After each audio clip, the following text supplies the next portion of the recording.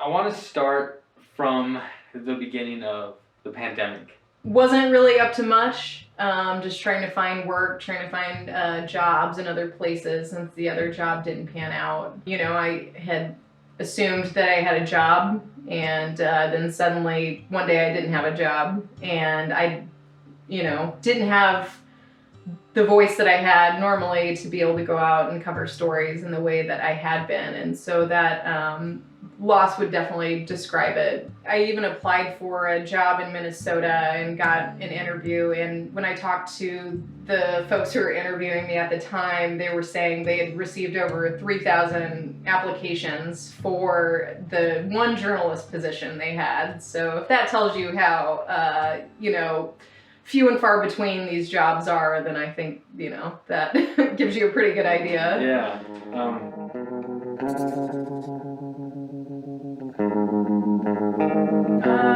May 30th was the first day I ever went out. I showed up with my camera and my phone and didn't really know what I was doing. I was just there to experience a protest. Protest turned destructive in downtown Seattle tonight. Here's what we know as of 10 o'clock. Just in the couple hours I was there on that first day, I saw how much violence was coming from the police towards protesters.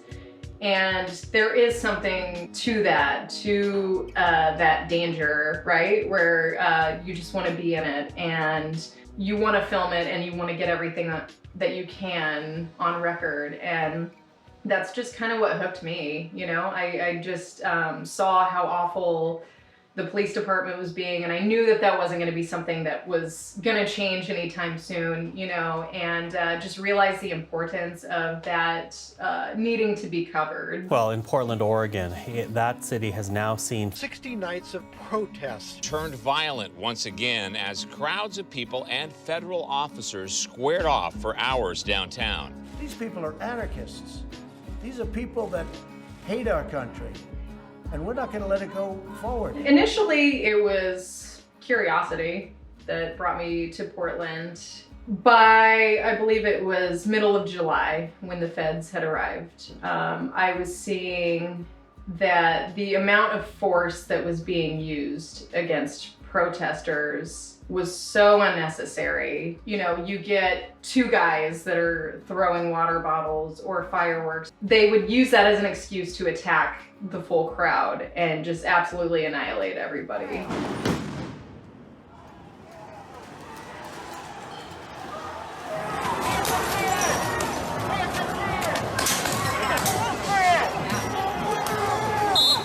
I was definitely scared. There is some sort of protection, I think, in thinking that, as a journalist and you're just there to document and you're not doing anything, that you think, you may have some sort of level of protection. And just finding that, you're not finding that from the police, that was terrifying. Just recognizing that they are seeing you just as much of a threat as they see the protesters. And I've noticed that they are going for people who are filming. They don't want the public to see what is going on. I have a right to be here. I'm a journalist. You will be placed under arrest. I'm trying to get to my This office way. right there. Isn't that illegal? It is. Yes, very much so.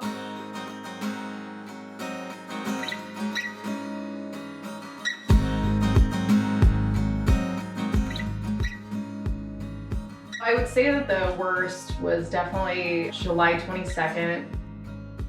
I was sort of off to the side of the courthouse and wearing a press helmet. I, had credentials, I was marked everywhere, and they shot me directly in the ribs with pepper balls. Several times. I got hit in the ribs, I got hit in the back of my arm, and I don't know, it was just such a weird feeling of being they are not here to protect us either, What are you here to protect?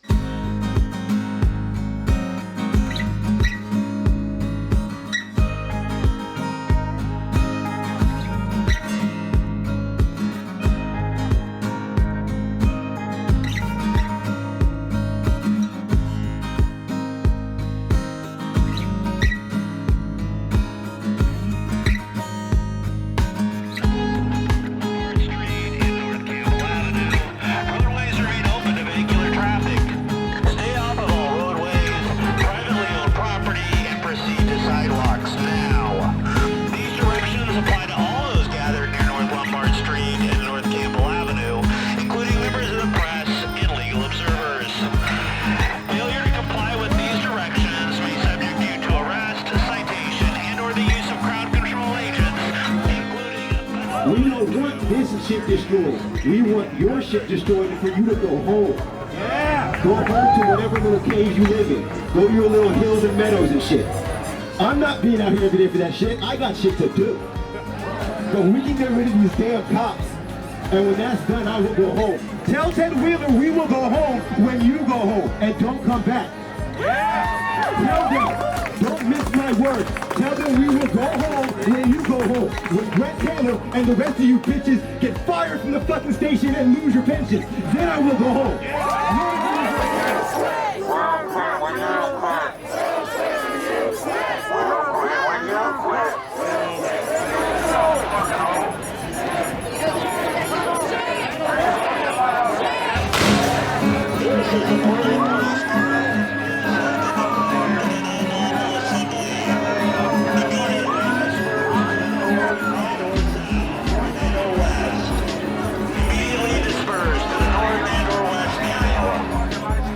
You're participating in criminal behavior and are subject to arrest. Get out of the street! Move Get out off of of the the street! Get out of the roadway street! to the northern sidewalk.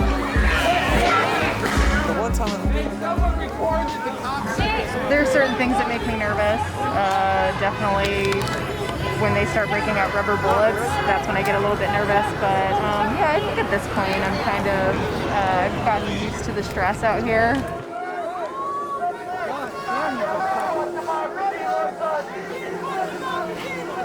Show me what democracy looks like! Show me what democracy looks like! This is what democracy looks like! This is what democracy looks like!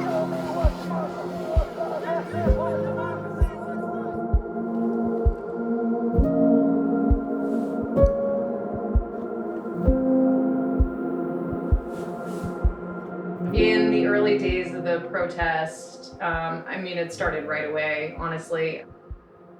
My first day reporting out there, for taking a photo of a cop car that was on fire and posting that online, I had people that were telling me they hoped I would lose my eyes. You're never gonna make anybody happy, but I don't know why it always has to come down to like, I hope you die as a result of what you're reporting on. Especially recently, with going to more of the right-wing rallies has brought even more heat. They want to create some sort of fear in you, you know, and I don't know why that is, you know, I wonder if that's just to keep me from feeling safe while I'm going out or what, but I get a lot of nightmares about people like invading our home and coming in, and you know, these are just things that I never thought I would ever have to experience as a journalist when I'm just out there trying to, you know, do my job, just trying to get a shot, just trying to take some video, just trying to narrate what's happened. But it's been pretty relentless, yeah. Since May. Why is what you do important?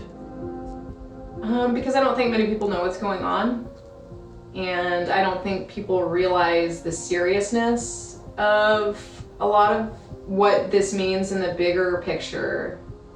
Even the police violence, particularly in Portland, you know, I don't think that people know a lot of times that that is happening. And I think that, you know, for there to be any level of trust between you and the people that are supposed to serve you and protect you, they're not always good. And I don't think a lot of people have grasped that yet. You know, they think that the police are always going to be on their side, and then you realize they are until they're not.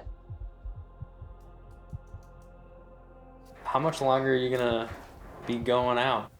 As long as it keeps going, which hopefully isn't much longer. You know, I'd like some rest too, but no, I'll be out there until it's done, until whatever the end may be. I will just try to give it my most honest account, you know, and keep filling people in on those types of things. To capture the truth. Capture the truth.